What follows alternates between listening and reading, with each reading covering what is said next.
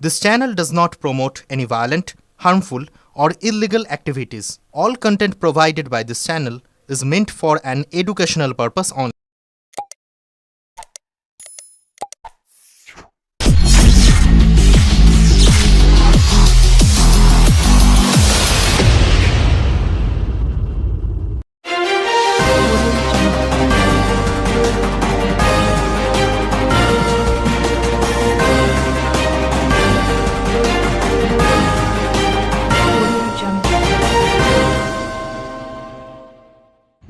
চল্লিশ বছর ধরে 500-র বেশি গণেশ মূর্তি সংগ্রহ করছেন উত্তরপাড়ার বাসিন্দা স্বাগতা মণ্ডল। বিগত 40 বছর ধরে 500-র বেশি বিভিন্ন রকমের ইউনিক গণেশ মূর্তি সংগ্রহ করছেন উত্তরপাড়ার বাসিন্দা স্বাগত মণ্ডল। গণেশ চতুর্থীর দিন বাড়িতে সিদ্ধিদাতা গণেশের পূজা অর্চনা যেমন করলেন, পাশাপাশি তার এই অভূতপূর্ব শখের সংগ্রহের কারণকে একই সাথে সিদ্ধিদাতা গণেশের কাছে পৃথিবীর সব মানুষের আগামী দিনগুলো যাতে মঙ্গলময় সমৃদ্ধিশালী হয় তাও মনস্কামনা জানালেন। কথায় আছে শখের দাম লাখ টাকা, তবে উত্তরপাড়ার প্রাক্তন ইঞ্জিনিয়ারের কাছে শখের দাম গণেশ ঠাকুর। শখের বশে গণেশ ঠাকুর কালেকশন করতে করতে 500-র বেশি গণেশ ঠাকুর জমিয়ে ফেলেছেন উত্তরপাড়ার বাসিন্দা স্বাগত মণ্ডল। উত্তরপাড়া লরেন্স স্ট্রিটের বাসিন্দা স্বাগত মণ্ডল। পেশায় তিনি ছিলেন ইঞ্জিনিয়ার, কর্মজীবনে তিনি মুম্বাইতে ছিলেন। সেখানে গণেশ পুজো দেখে তিনি অভিভূত হয়েছিলেন। সেই থেকে তার মনে জন্মায় গণেশ ঠাকুরের প্রতি বিশেষ আগ্রহ। সেই কারণে তিনি নিজে গণেশ ঠাকুরের কালেকশন করেন। দীর্ঘ 40 বছর ধরে তিনি গণেশের মূর্তি জমানো শুরু করেন। সেই থেকে সোনার উপর গণপতি থেকে ছোট বড় প্রায় 500 অধিক গণেশ। ব্যুরো রিপোর্ট, আমার কলকাতা নিউজ।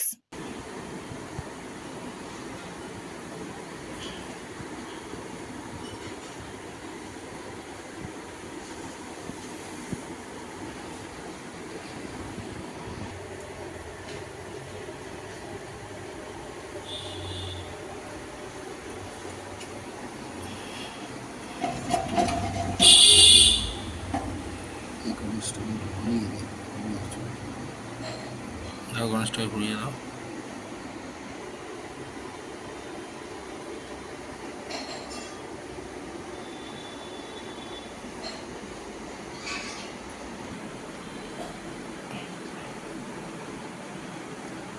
হুম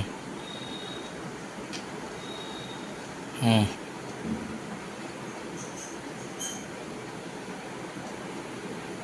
ভালো হতো।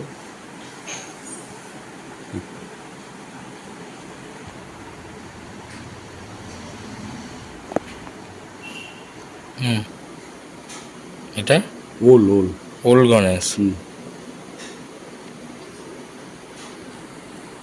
এটা বেগুন।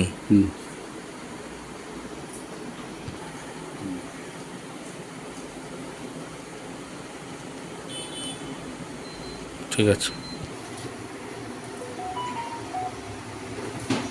তার পাশেরটা ক্রিকেট, সামনেটা সরিয়ে। ঠিক আছে। হ্যাঁ ঠিক আছে, ওটা খুব কস্টলি, ওটা নিতে পারে। জিনিসটা ওটা ওই মনোজ মালে ওর মধ্যে প্রেজেন্ট করেছে। আচ্ছা, 6000 রুপিস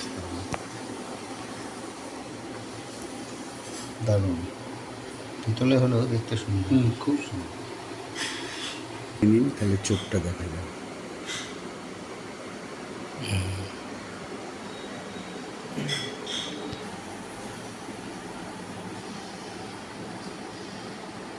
কাঁচের ভেতর খোদায়, তাই তো? ঠিক।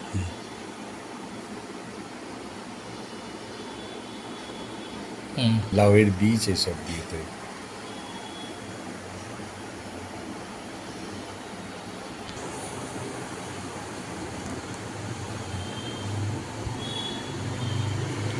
একটু স্টিল ছবি ছবি তোলো। হ্যাঁ, শখের বছরে আমি আমার চাকরি জীবনের প্রথম সূত্রে আমি মুম্বাইয়ে ছিলাম। তো সেই মুম্বাইয়ে আপনারা জানেন গণেশ পুজো খুবই উদ্দীপনার সঙ্গে হয়। তখন থেকে আমি একটা ইন্সপিরেশন পাই যে আমি গণেশের কালেকশন করব। ওখানে অনেকের বাড়িতে দেখেছিলাম। দেখতে দেখতে দেখতে দেখতে সেই 1984 থেকে আমার এই কালেকশন শুরু হয়। এবার যে কোনো মেলায় যাই, যে কোনো অনুষ্ঠানে যাই, কোথাও দেখতে, সেখানে পছন্দ হলে নিয়ে এসি। এখন এমন অবস্থা হয়েছে, এখন রিপিট হয়ে যায় আর কি, মানে আলাদা টেস্ট। যেমন এখন বর্ধমানে আমি লাস্ট উইকে গেছিলাম, ওখানে আমি 3টে বিভিন্ন স্বাদের পেলাম, আমি নিয়ে এলাম। এইভাবেই আমার শখটা জেগেছে। কতদিন ধরে আপনি সঞ্চয় করছেন এরকম? 1984 থেকে ধরুন 31 বছর। কত মোটা এখনো পর্যন্ত কালেকশন মোট কত? ইট ইজ 500 প্লাস, 500-র উপর। 500-র ওপর গণেশ আছে। মানে মুম্বাইতে আপনি কী করতেন? মুম্বাইতে আমি বেসিক্যালি ইঞ্জিনিয়ার। আমি মুম্বাইতে একটি মাল্টিন্যাশনাল কোম্পানিতে কাজ করতাম, এক্সেলো ইন্ডিয়া লিমিটেড। আচ্ছা, বিশেষ কি কি গণেশ রয়েছে আপনার কাছে? মানে বহু আমার ধরনের গণেশ কাছে দেখছি। এই গণেশের মধ্যে সবচেয়ে উল্লেখযোগ্য গণেশ হলো একটি সোনার গণেশ রয়েছে, যেটি আপনার আমারই চাকরি সূত্রে কোনো কোম্পানির এক্সিকিউটিভ আমাকে প্রেজেন্ট করেছিলেন, and it is very costly. গণেশের এই সোনার পাত দিয়ে এটি তৈরি। তারপরে আমার কাছে এই নানা রকম মাটিরই কিন্তু বিভিন্ন স্বাদের, যেমন আদার গণেশ, বেগুনের গণেশ, আলুর গণেশ, ওলের গণেশ, ঢ্যাঁড়সের গণেশ, ঝিঙের গণেশ, এইসব আছে। তারপরে সুতলি দড়ি দিয়ে তৈরি গণেশ, বড় ছোট মাঝারি সব রকম আছে। ঝিনুকের গণেশ আছে। তারপরে বিভিন্ন টাইপের একটা আছে, আপনাদের দেখবেন এর মধ্যে খুঁজলে পাবেন, সমুদ্রের ফেনাকে জমিয়ে একটা গণেশ, সেইটা আছে। আমি মাঝে মাঝেই কর্মসূত্রে কৃষ্ণনগর যাই, ওখানে ঘুগনি থেকে আমি আমার কালেকশন, লেটেস্ট কালেকশন ওদেরকে বলে দিই, ওরা তৈরি করে দেয়। এবার আমার সবচেয়ে ইচ্ছা আছে মাছের আঁশের গণেশ।